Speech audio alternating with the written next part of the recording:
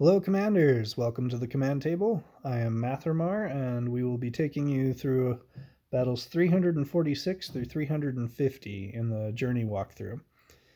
This will take us halfway through the Divine Sanctuary.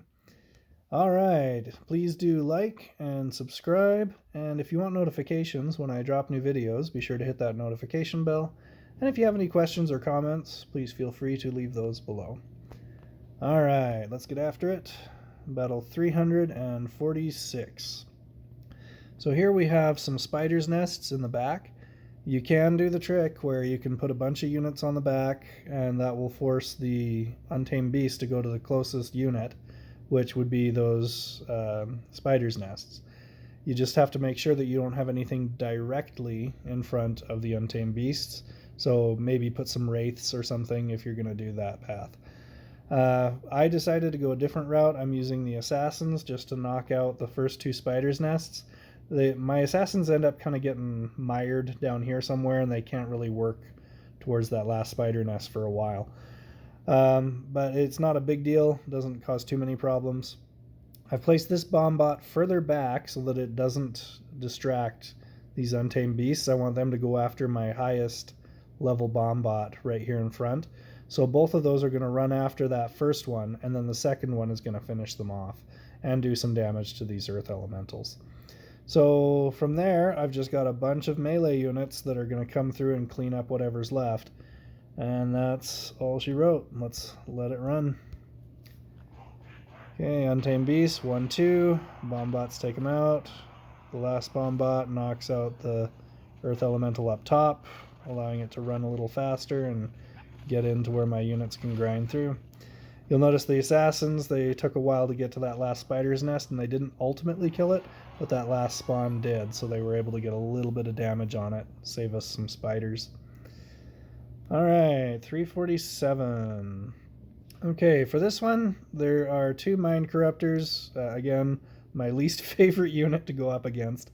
So I'm going to resolve those very quickly with my assassins. We're just going to knock them out. The assassins are also going to take out all of these arcane archers that are hanging out in the back. Then we have a ton of arcane blades to deal with. So I've decided to go for a different route. Normally I'd have thorn guards, which is still totally viable. You can still do that. But instead of thorn guards, I decided to use a phoenix. So I've got the phoenix and this Valkyrie that's going to be healing it. The phoenix is going to move forward a bit, which is going to get it out of range of these crystal spires so that the arcane blades don't blink over and kill everything. In the event that something does pop over, there are some mind shrooms here, so hopefully that'll resolve that problem. But I wanted to try something different, and once you've completed a map, you can't really go back and do it, so this is what I'm left with. It wasn't terrible, but I probably would have done the thorn guards instead. So here it does work fine. The phoenix comes forward just far enough away, and it starts burning everything. And then the crystal spires are able to shoot those arcane blades from range. So let's go ahead and let it run. Let's say goodbye to those mind corruptors and the arcane archers. Okay, there we go. My phoenix is now holding everything at arm's length, and it does apply that burn, which is fantastic. But again, it's only level 4. It barely survives, and it probably would have been better to have used thorn guards. The only issue with thorn guards is when the arcane blades pop over to the other side, there is the chance that the thorn guards might actually knock back arcane blade into your crystal spires and your Valkyrie.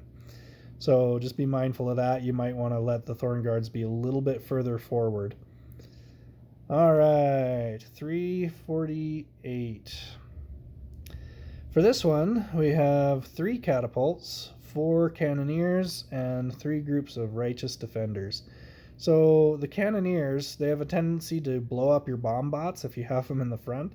So I've moved my bomb bots way back, and that's going to cause these righteous defenders to run forward, at which point they'll meet up with the bomb bots out of the range of those cannoneers. Also, if the catapults do get a shot off, they'll shoot somewhere possibly where these bomb bots are, or where this arcane archer was standing, because it'll start running forward. So everything's going to be moving, and hopefully nothing will get hit if they do get a shot off. I've got the assassins there. They're hopefully going to take these out quickly enough to where we don't have to worry about that. And then we have our wraiths, which are immune to physical forces and stun. So the physical forces is primarily what we're concerned about from those cannoneers.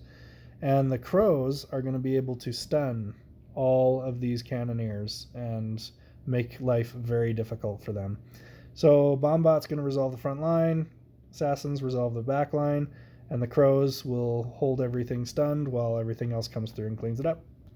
Let's let it run. Okay, 2 shots off from the catapult, but didn't have to worry too terribly much about it. The crows doing a fantastic job of just immobilizing everything. There's not a whole heck of a lot left, so those crows do tremendous work. Alright, this one I've got a note about the crows being suboptimal. The main reason for that, okay, let's just go over what we have here. We've got some Faceless Knights in the back and kind of in the middle. There's a Stormcaller, an Arcane Archer, it looks like another Arcane Archer, and a Death Knight. Then we've got this front line of Shield Bearers, which I'm going to resolve with these Bombots. But these Faceless Knights are immune to stun. So the crows aren't going to be able to do a whole heck of a lot to them, and there's 6 of them there. So that's a lot of targets out of what's left that those crows are going to be ping-ponging through. So they are going to do damage, which is nominal, but they're not going to be stunning those units. The thing that they do stun is the Death Knight, which I think does still make them worthwhile, but you may be able to just throw in another Bombot or something and blow it up. But yeah, it works fine. It's just the crows don't do a whole heck of a lot to the Faceless Knights, and that's kind of what bothered me. The Wraiths are just going to come in and help clean up whatever's left, because a lot of it is going to be stunned. And there shouldn't be a whole heck of a lot, because those Assassins are just going to churn through everything very quickly. So yeah, a couple stuns on the Death Knight, which is fantastic, and it's over in the blink of an eye, so hopefully you didn't miss it. Alright, 350. Okay, we have Elven Warlords. So we have a Valkyrie, 2 Druids, an Ancient Tree, 2 Paladins, and 2 groups of Eternal Champions. So again, those Eternal Champions are a huge nuisance. We're just going to blow them up. Looks like, yeah, I've got a level 8 Bombot right here and a level 8 one right here. Those are sufficient to take out level 11 Eternal Champions. I've placed this one further back because I need these guys to run forward to get out of range of that tree, or it'll blow up my Bombot before it can do its job. The Assassins are there to take out the Druids, the Valkyries, and to work on that tree. And then everything here is vulnerable to stun with the exception of the tree. So the crows are going to be very helpful if something is still remaining. It's going to kind of keep it locked down while the Wraiths just come through and clean it up. The Arcane Archer was just a bonus point. I didn't really need it. I mean, feel free to throw in another set of Wraiths or whatever you feel the need to throw in there. But the Arcane Archer is not necessary. Alright, here we go. Assassins doing their job. Bombots doing theirs. Oh, the tree still caught that top Bombot, but everything was close enough to where it wasn't a deal breaker. Alright, so that completes the first half of the Divine Sanctuary. Thank you for watching. Again, please do like and subscribe, and check out thecommandtable.com, where we have tutorials, we have raid strategies, and in the near future we're going to have merchandise and a comic strip. Thanks for watching. We'll have more for you soon.